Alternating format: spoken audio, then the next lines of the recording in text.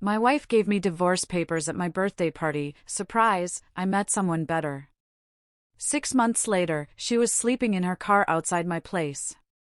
My wife handed me divorce papers at my own birthday party, in front of her entire family. And they applauded.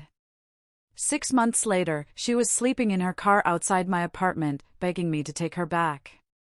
But I need to start from the beginning so you understand how we got here. My name's Ryan. I'm 34, and I work in corporate IT. The kind of job where you fix problems nobody notices until something breaks. And honestly, that's pretty much how my marriage was too. Megan came from money. Real money. The kind where her dad Gerald owns half the commercial real estate in our city and reminds you about it every chance he gets. We'd been married 6 years, and for 6 years, I'd been the guy who married up according to her family. The guy who wasn't quite good enough.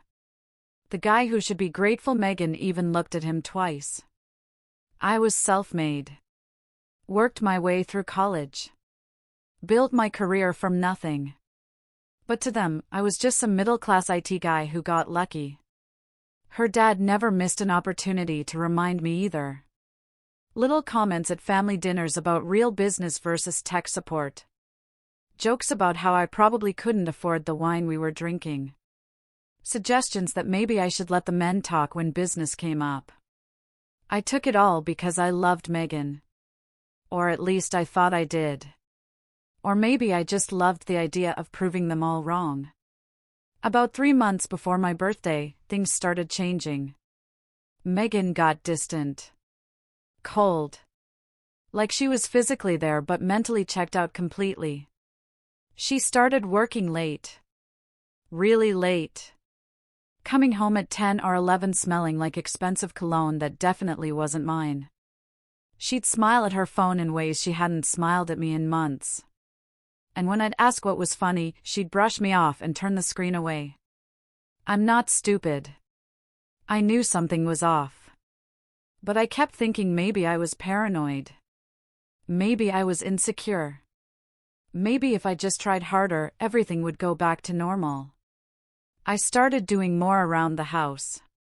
Planning date nights she'd cancel. Buying her favorite wine she wouldn't drink. And the whole time, she was slipping further away. Then my birthday came around. October 15th. A Saturday.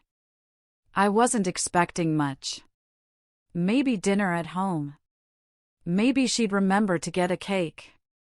Honestly, I would have been happy just spending time together. That morning, she woke me up with this weird excited energy I hadn't seen in months. Told me she'd planned a surprise. That we were going to her parents' house that night. My stomach immediately dropped. Because nothing good ever happened at her parents' house. I asked if we could just stay home. Just the two of us. But she insisted. Said it would be fun. Said her family wanted to celebrate with me. I should have known right then that something was catastrophically wrong. Because her family had never wanted to celebrate anything with me. We showed up around 7, and the house was full of people. Her parents, her sister Claire, who was the only decent one in that whole family, some of their country club friends. All of them holding champagne glasses and wearing these weird smirking expressions like they were in on some inside joke. Gerald greeted me at the door with this huge fake smile. Shook my hand way too hard. Told me happy birthday and that they had quite the evening planned. His voice sounded like a lawyer about to spring a trap. Megan led me to the living room where everyone was gathered. And I noticed they'd set up this little table in the center with a single envelope on it. Cream-colored. Expensive-looking. The kind of thing you'd use for a wedding invitation. She picked it up. Turned to face me with the whole room watching. And handed it to me with this expression I'd never seen before. Something cold and satisfied and cruel all at once. I opened it. Inside were divorce papers. Already filled out. Already dated. Just waiting for my signature. The room went completely silent for about 3 seconds. Then Megan announced she was leaving me for someone who wasn't a disappointment. And I swear to God, everyone started clapping. Her mother actually clapped. Gerald laughed this deep booming laugh like it was the funniest thing he'd ever witnessed. He walked over, put his hand on my shoulder like we were old friends, and told me they never thought she'd actually marry someone so beneath her. But hey, at least I got 6 good years out of it. The way he said it. Like I should be grateful for the scraps. Like I should thank them for the privilege of being humiliated. My hands were shaking. My vision was blurring. I felt like someone had reached into my chest and crushed everything inside. But at the same time, there was this white-hot rage building up. This absolute fury at being made into a spectacle. At being treated like garbage by people who thought their money made them better than me. I wanted to scream. I wanted to flip that table. I wanted to tell every single person in that room exactly what I thought of them. But instead, something else happened. Something I didn't expect. I looked at the papers. I looked at Megan standing there with her arms crossed, waiting for me to break down. I looked at Gerald with his smug smile. And I just felt this sudden clarity. This absolute certainty that they'd done me the biggest favor of my life. I pulled out a pen from my jacket. Walked over to that little table. And signed every page without saying a word. My hands steady. My face blank. Giving them absolutely nothing. Megan's smile faltered for just a second. Like this wasn't how it was supposed to go. Like she'd expected tears or begging or me making a scene. I straightened up, looked her dead in the eyes, and said, "Thanks for the birthday gift. Best one I've ever received." Then I walked out of that house while they all stood there in stunned silence. I got in my car, drove exactly 3 blocks, pulled over, and sat there shaking for 20 minutes while everything hit me all at once. The betrayal. The cruelty. The calculated humiliation of it all. But also this weird sense of relief. Because at least now I knew. At least now the pretending was over. My phone started buzzing before I even made it home. Text after text from Megan asking why I wasn't fighting for us. Like I was the one who'd done something wrong. Like I was supposed to beg her to stay after she'd just publicly destroyed me in front of her entire family. The first week after the party was the worst week of my life. And I'm not going to pretend otherwise. I went to work. Sat at my desk. Stared at my screen. Couldn't tell you a single thing I actually did because my brain was just replaying that night over and over. The look on Megan's face. The sound of everyone clapping. Gerald's hand on my shoulder like we were buddies. I'd come home to our apartment. Except it wasn't our apartment anymore. It was just mine. And everything reminded me of her. Her coffee mug in the cabinet. Her jacket still hanging by the door. The indent in the couch where she used to sit. I didn't eat much. Maybe some takeout here and there. Didn't sleep well either. Just lay there at 3 in the morning. Thinking about how stupid I'd been. How I'd ignored every red flag. How I'd actually believed that trying harder would fix things. But somewhere around day 5, something shifted. I was sitting in a bar downtown. 2nd beer, 3rd beer, I don't remember. And I wasn't sad drunk. I was angry drunk. The kind of angry where everything becomes crystal clear and you realize you've been playing defense your whole life when you should have been playing offense. I pulled out my phone and called Marcus. This lawyer I'd met at a conference 2 years back. Corporate guy. Sharp as hell. The kind of person who sees 3 moves ahead. He picked up on the second ring. I told him what happened. There was this pause before he said, "Tell me you didn't sign anything without reading it." I admitted I had. And he actually laughed. Not at me. But like he'd just been handed a gift.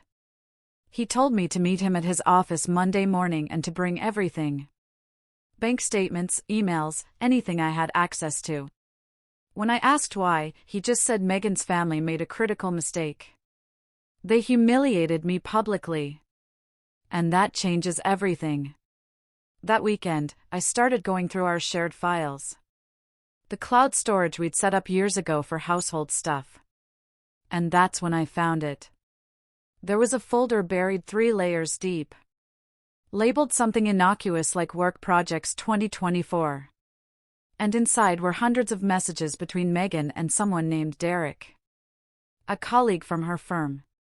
They went back 8 months. 8 entire months. And they weren't just flirty texts.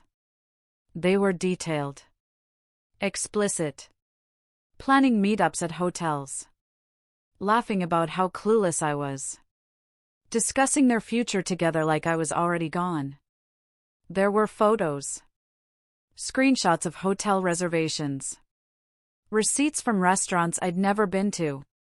And one message from Megan that I'll never forget, where she wrote that the birthday party was her dad's idea. That they wanted to break me publicly so I'd sign fast and they could move on without complications. I sat there reading until the sun came up. And I wasn't heartbroken anymore. I was coldly, methodically furious. The kind of fury that doesn't explode. It calculates. Monday morning, I walked into Marcus's office with a thumb drive containing everything. And I've never seen a lawyer look that happy. He pulled up the messages, read through them, and told me this was leverage. Serious leverage. Because Megan came from a family that cared deeply about reputation. And a public divorce involving infidelity and premeditated humiliation would destroy that reputation. He said we could push for a settlement that would hurt. Or we could threaten to make everything public and let them decide how much their image was worth. I asked what he recommended. He said make them sweat first. So that's exactly what we did. Marcus sent a letter to Megan's lawyer. No specifics. Just a vague mention of newly discovered evidence and potential public proceedings. Within 48 hours, I got a call from Megan. Not a text. An actual call. Her voice shaking. Asking what I was doing. What evidence? Why was I making this difficult? I didn't answer. Just let her talk herself in circles before hanging up. The calls kept coming. From her. From her mother. Even from Gerald, who went from smug to concerned real fast. Leaving voicemails about how we should handle this like adults and keep things private. Which was hilarious coming from the man who had orchestrated my public humiliation. I didn't respond to any of them. And the silence drove them crazy. Because they were used to controlling the narrative. Used to people folding under pressure. I wasn't folding. I was rebuilding. I moved out of our old apartment. Found a smaller place across town. Nothing fancy, but it was mine. No memories attached. I started reading again. Something I hadn't done in years. Just got lost in books every night instead of scrolling through social media or watching TV. I reconnected with friends I'd lost touch with during the marriage. Guys from college. People from work. And realized how isolated I'd become trying to fit into Megan's world. I even started a side project. Building custom furniture in my building's workshop. Just something to keep my hands busy and my mind focused. And it turned out I was pretty good at it. Around week 8, Megan showed up at my office. She didn't call ahead. Didn't ask permission. Just walked right up to my desk during lunch hour. Looking exhausted. Like she hadn't slept in days. She tried to talk to me about reconciliation. About how she'd made a mistake. How Derek wasn't who she thought he was. How she wanted to work things out. I listened to the whole thing without saying a word. And when she was done, I asked her one question. If the roles were reversed. If I had humiliated her at a party and handed her divorce papers in front of her family. Would she take me back? She didn't answer. Just looked at the floor. I told her to leave. That's when things started falling apart for her. Really falling apart. Claire, her sister, called me one night and told me everything. She was the only one in that family with a conscience. She said Derek had been using Megan. That he was married. That his wife had found out and confronted Megan at work. That the whole affair was now office gossip and Megan was facing a potential ethics review. She said Gerald's company was under investigation for some shady real estate deal. Nothing to do with me, but the timing was terrible. And the family was hemorrhaging money on lawyers. She said Megan had been staying at their parents' house, but the atmosphere was toxic. Everyone blaming everyone else. And Megan was starting to crack under the pressure. I thanked Claire for telling me. And she said something I'll never forget. That she was sorry. That she tried to stop the birthday party, but nobody listened. That she always thought I was too good for her sister. 2 weeks later, Marcus called with the final settlement terms. Megan's family had agreed to everything we asked for. The house we'd been paying for together was mine. The joint savings split 70-30 in my favor. And they'd cover all legal fees. It wasn't about the money. It was about them finally understanding they couldn't just steamroll people without consequences. And that felt better than any amount in a bank account. The divorce was finalized 3 months after that birthday party. And on the day it became official, I didn't feel sad or angry or vindicated. I just felt free. Like I'd been carrying something heavy for 6 years and finally put it down. 6 months after that birthday party, I was living a completely different life. And I mean that in every possible way. The apartment I'd moved into had become home. Actual home. Not just a place I slept, but somewhere I wanted to be. I'd finished 3 custom furniture pieces. Sold 2 of them through a local craft fair. Had commissions lined up for next month. My reading list had grown to the point where I'd bought a second bookshelf. Mostly psychology and philosophy. Trying to understand how I'd let myself become so small in that marriage. Work was going well too. I'd gotten a promotion. Nothing major, but it came with better pay and actual respect from my team. For the first time in years, I felt like I was building something instead of just maintaining it. I'd even started dating. Nothing serious. Just coffee here and there with a woman named Sophie I'd met at a bookstore. And she was kind. Genuinely kind. The kind of person who asked questions and actually listened to the answers. Life wasn't perfect. But it was mine. Completely mine. And I'd forgotten what that felt like. Then one night in late April, around 11, I got home from dinner with friends and noticed a white Audi parked across the street from my building. Engine off. Interior light on. I didn't think much of it at first. Went upstairs. Changed. Started reading. But something nagged at me. So around midnight, I looked out the window. The car was still there. The next morning. Same car. Same spot. And I could see someone in the driver's seat wrapped in a jacket. By the second night, I knew who it was. Because there aren't that many white Audis in our area. And Megan had always driven one. Part of me wanted to go down there.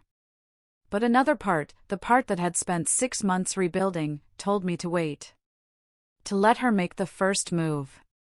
On the second morning, early, maybe 6, there was a knock on my door. I looked through the peephole. And there she was.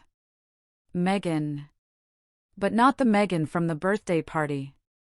Not the Megan from our marriage. Someone else entirely. She looked exhausted. Like she'd aged 5 years in 6 months. Her hair was unwashed. Her eyes had dark circles that makeup couldn't hide. She was wearing sweatpants and an old college hoodie I remembered from years ago. I opened the door. We just stood there for a moment, neither of us knowing where to start. She asked if we could talk. I stepped aside to let her in. She sat on my couch, the one I'd built myself, and started crying before she even said a word. Not dramatic crying, just quiet tears like she'd been holding them back for too long. She told me everything. And I mean everything. How Derek had been lying to her the whole time. How he was married with 2 kids. How his wife had shown up at Megan's office and caused a massive scene that got HR involved. She said Derek had dropped her immediately after that. Blocked her number. Acted like she didn't exist. And she'd been placed on administrative leave pending an ethics investigation. She told me her dad's business was falling apart. That the investigation Claire mentioned had turned into federal charges. That Gerald was looking at serious jail time. And the family was drowning in legal fees. She said her mother blamed her for everything. Said if Megan hadn't been so reckless with Derek, none of this would have come out. Which made no sense.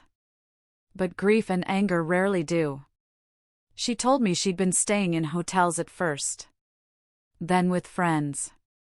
But everyone had an opinion about what she'd done. Everyone had advice.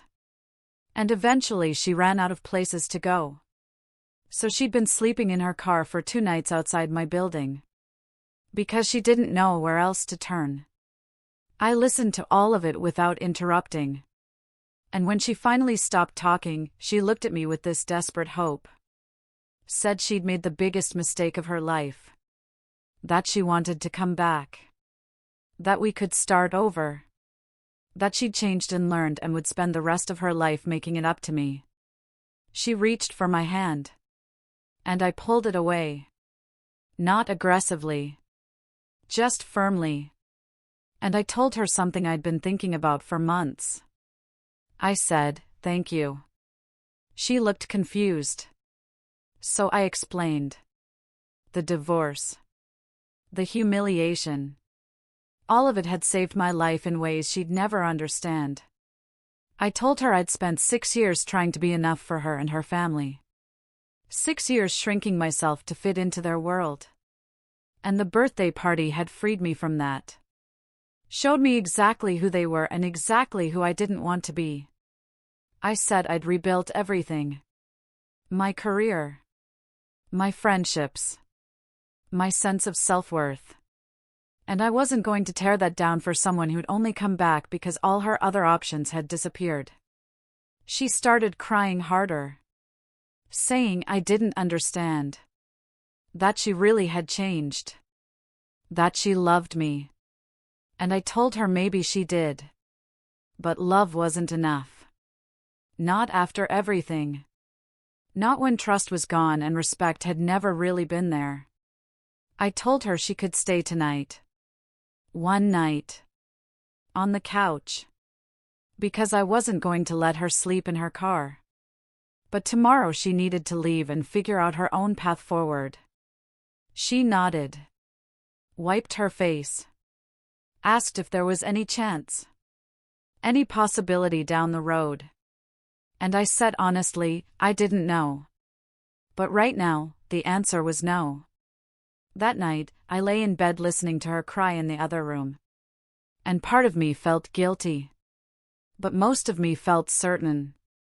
Because I'd learned the difference between compassion and self-destruction. Between helping someone and letting them drag you down. The next morning, I made coffee. Left a cup on the counter for her. And gave her the number for a women's shelter that also helped with job placement and temporary housing. She took it. Thanked me quietly. And left without trying to change my mind. I think that was the first mature thing she'd done in our entire relationship. A week later, Gerald called. I almost didn't answer. But curiosity got the better of me. His voice was different. Smaller. None of that booming confidence. He asked if I could help Megan. Maybe let her stay with me. Maybe give her some money to get back on her feet. I told him no. Flat. Simple. Final. He started saying something about family and doing the right thing. I cut him off. I said, "You made it very clear at my birthday party that I wasn't family. That I was beneath you. So I'm sure you'll understand when I say your daughter's situation isn't my problem." Before he could respond, I added one more thing. That if Megan genuinely needed help getting back on her feet, she should reach out to Sophie at the bookstore on Oak Street. Because Sophie ran a support group for women rebuilding their lives and actually knew how to help people without enabling them. Then I hung up. Blocked his number. Blocked Megan's mother's number. Blocked everyone except Claire. Because she'd been decent through all of this. 2 weeks after that, I went to an animal shelter and adopted a dog. A 3-legged mutt named Max who'd been there for 6 months because nobody wanted a damaged dog.